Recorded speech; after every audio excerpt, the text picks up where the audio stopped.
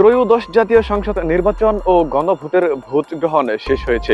এখন চলছে গণনা প্রক্রিয়া। বিভিন্ন এলাকায় বেসরকারিভাবে কয়েকজন প্রার্থীর জয়ের খবর প্রকাশিত হয়েছে, যদিও নির্বাচন কমিশন এখনো আনুষ্ঠানিক ফল ঘোষণা করেননি। তবুও এসব আনুষ্ঠানিক ফলাফলকে ঘিরে রাজনৈতিক অঙ্গনে চলছে উত্তেজনা।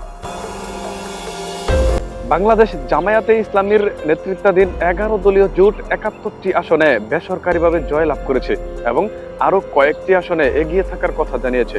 তবে এসব ফলাফল এখনো নির্বাচন কমিশনের পক্ষ থেকে আনুষ্ঠানিকভাবে নিশ্চিত করা হয়নি। দলটির অফিসিয়াল ফেসবুক পেজে 66 জন প্রার্থীর নাম প্রকাশ করা হয়েছে, যারা কুমিল্লা, কুড়িগ্রাম, কুষ্টিয়া, খুলনা, গাইবান্ধা, ঢাকা, রংপুর, যশোর, রাজশাহী, সাতক্ষীরা ও সিরাজগঞ্জ সহ বিভিন্ন আসনে প্রতিদ্বন্দ্বিতা করেছেন।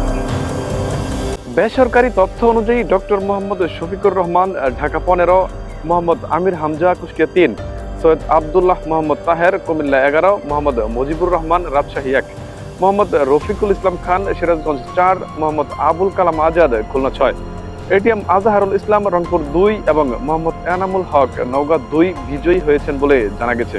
তবে বাংলাদেশ নির্বাচন কমিশন এখনো আনুষ্ঠানিক ফলাফল প্রকাশ না করলেও দেশের বিভিন্ন গুরুত্বপূর্ণ এলাকায় জয়ী প্রার্থীদের সমর্থকদের মধ্যে উৎসব মুখর পরিবেশ লক্ষ্য করা যাচ্ছে। মুত্তাকিন হুসাইন, দ্য লিজেন্ড নিউজ।